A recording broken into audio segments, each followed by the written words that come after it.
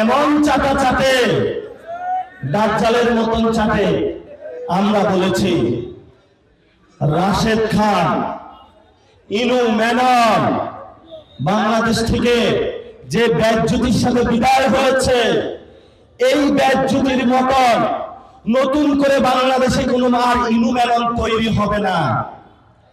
রাত ঘুরতেই দেখি পত্রিকার স্ক্রলে আসে 90 ইনু মেনন সৃষ্টি হয়েছে, একজনের নাম রাশেদ খান। এমন চাটা চাটে, দাজ্জালের মতন চাটে। আরেকজন তৈরি হয়েছে নুরুল হক নূর, আরেকজনের নাম হলো জুনায়েদ সাকিব। এই 90 যারা ইনু মেনন আছে, যারা জনতার উপর নতুন করে গদ্দারি করেছে, বুঝতে পেরেছে জনতার ভোট দিয়ে পার্লামেন্টে যাওয়া যাবে না। একটু প্রধানমন্ত্রীর পা যদি প্রতিদিন একটু চষা যায়, তাইলে হলো সচিব হওয়া যাবে, মন্ত্রী হওয়া যাবে, বড় বড় পদ পাওয়া যাবে।